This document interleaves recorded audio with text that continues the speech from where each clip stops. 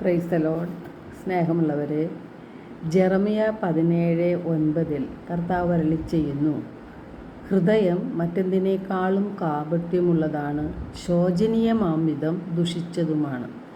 അതിനെ ആർക്കാണ് മനസ്സിലാക്കാൻ കഴിയുക?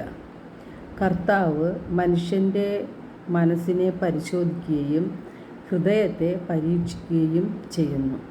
മനുഷ്യൻ്റെ ഹൃദയം മറ്റെന്തിനേക്കാളും കാപട്യമുള്ളതും ദുഷിച്ചതുമാണെന്ന് കർത്താവ് കണ്ടു.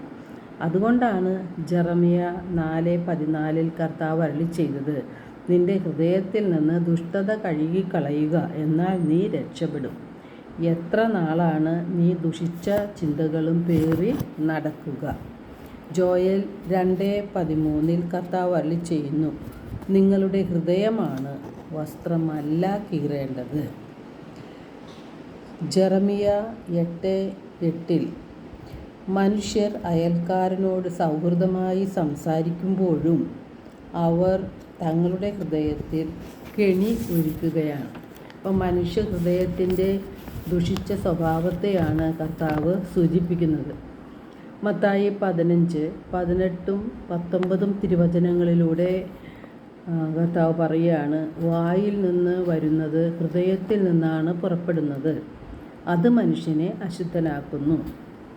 ദുശ്ചിന്തകൾ, കൊലപാതകം, പരസംഗം, വ്യഭിചാരം, മോഷണം, കള്ളസാക്ഷ്യം, പരദൂഷണം ഇവയെല്ലാം ഹൃദയത്തിൽ നിന്ന് ആണ് പുറപ്പെടുന്നത്. എന്തുകൊണ്ടാണ് കർത്താവ് നമ്മുടെ ഹൃദയങ്ങളെ കീറണമെന്ന് ആവശ്യപ്പെട്ടത്?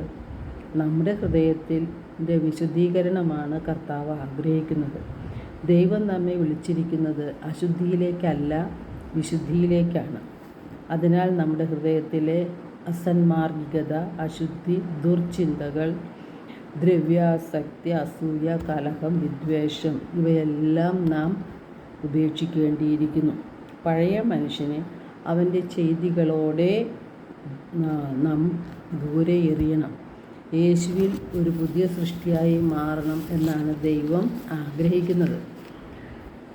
എന്തുകൊണ്ടാണ് നമുക്ക് തെറ്റുകൾ പറ്റുന്നത്?